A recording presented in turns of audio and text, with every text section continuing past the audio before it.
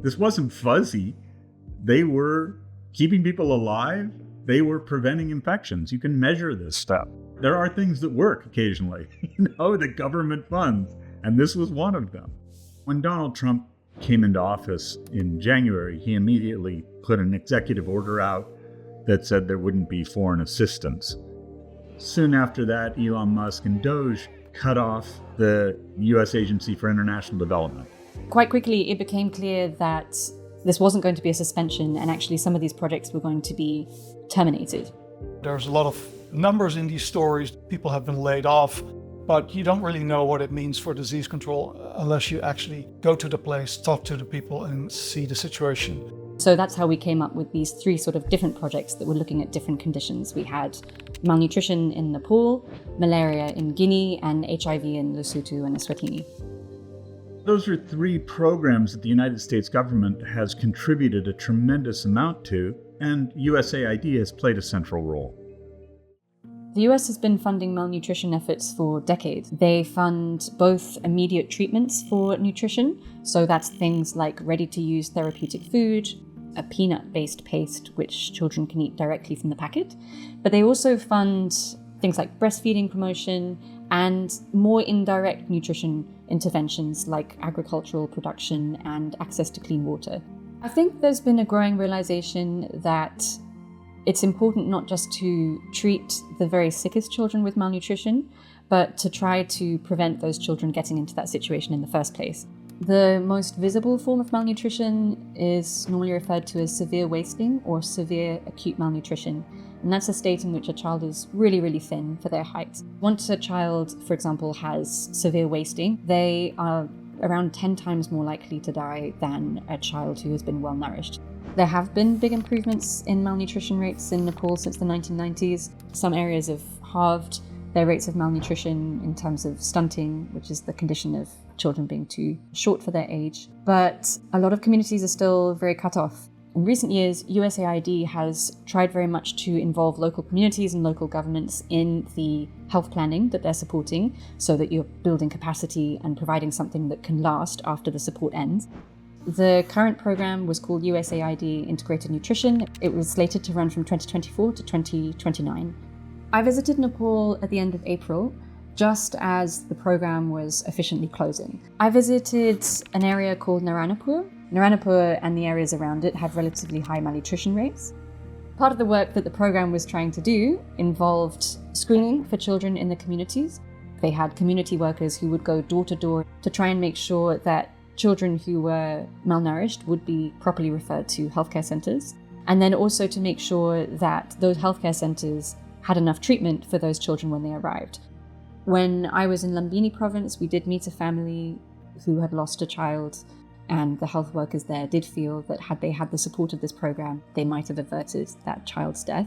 Children who sort of fall through the cracks in this period when there's not support being provided, there could well be effects that last into adulthood.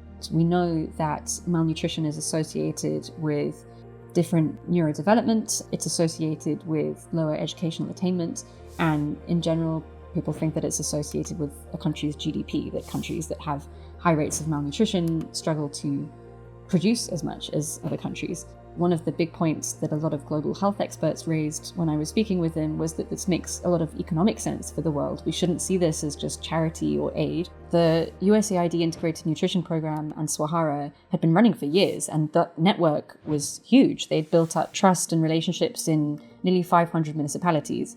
That's gone now. I do think that people have begun to appreciate that shock, and they are trying to find ways to deal with it. For the origins of the US involvement in malaria, you have to go back about 20 years. The administration launched what's called the President's Malaria Initiative. And basically it meant we're going to help countries that have a high malaria burden.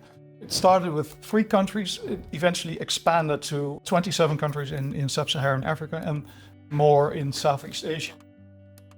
Malaria is a very difficult disease to control. It's not one solution. You use insecticide-treated bed nets, you've got drugs, you need tests to test people rapidly. You have indoor spraying with insecticides. There's also 2 vaccines. Before 2005, the countries just didn't have the money to buy the commodities that you need in large quantities to really have an impact at scale. The program has been very successful, especially in the first, you would say, 12 years or so. Then around 2017, there was sort of an inflection point and things got harder, especially in the high burden countries. And there have been a number of issues have contributing to that slow rise since then, including a rapidly growing population in Africa, but also things like climate change, wars, civil wars. Without this US support, it would have been much worse. The landscape has been really difficult to follow. There's still some money left, mostly for commodities, for what the State Department calls life-saving programs. The United States funded a lot more activities.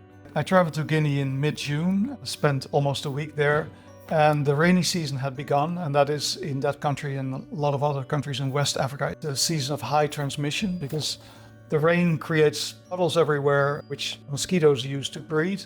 It is a country that has made important progress the last 12, 15 years. What I've heard a lot from people who work in malaria, it's the sheer abruptness with which all of this came down. Thousands of these community health workers were laid off almost instantaneously. Those community health workers would go on their motorcycles, sometimes 20, 30 kilometers, would test the kid, and if they had malaria, they would immediately give them the drugs, explain to the parents how the treatment had to continue in the days ahead. I met one family who had taken in their son, who was feverish, had been diagnosed with malaria that morning. The father had been away from home for a few days because he was a driver. They wondered if they had waited too long before taking him in.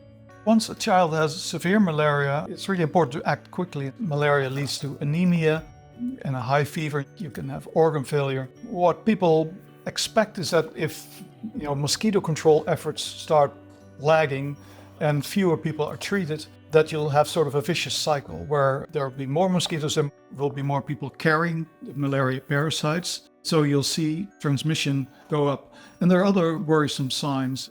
One person I talked to at the World Health Organization described it as a perfect storm that's brewing.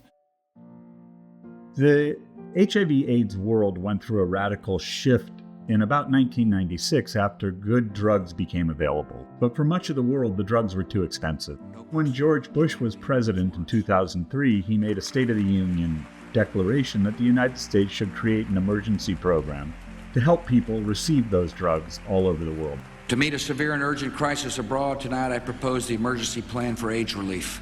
And that was called PEPFAR. It operated in more than 50 countries, and it played a monumental role in saving what it estimates are 26 million lives. In Eswatini and Lesotho, in 2015, somewhere between 25 and 31% of adults were living with HIV. I mean, a staggering prevalence, the highest in the world.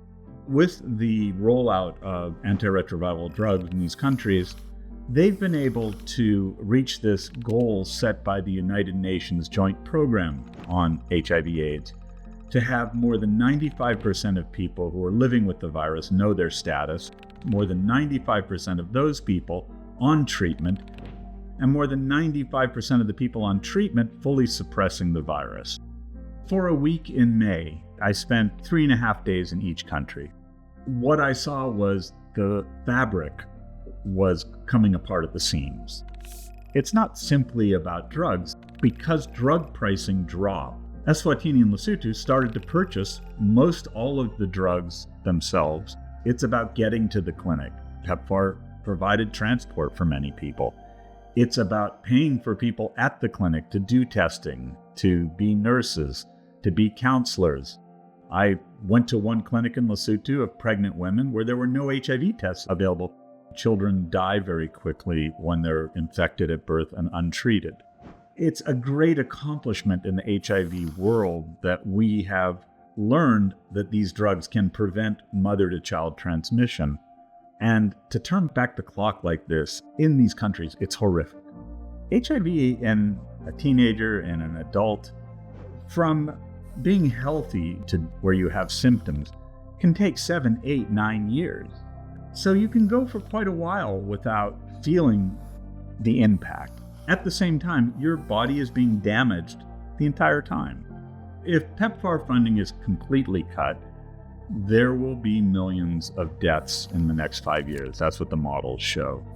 When countries have a lot of sick people, governments collapse, military coups occur, and as virologists love to point out, and they're right, viruses don't know borders. If there's a drug-resistant HIV in Eswatini or Lesotho, it will get on an airplane pretty quickly and be everywhere. PEPFAR taught people, they saw what's possible, and they gave a feedback system for data collection so that countries could identify where they were failing and make corrections. So that's gone away. People said to me in Lesotho and Eswatini, whoever made these decisions really didn't understand the impact of what they were doing, because they wouldn't have made these decisions if they truly understood what this virus does, how it moves around, and how it affects communities and breaks families. The House and the Senate passed a bill that restored PEPFAR funding. But you still have these programs that have fired all this staff. And it will take quite a while, I think, for these countries to get back up to speed to where they were, even if the money becomes available.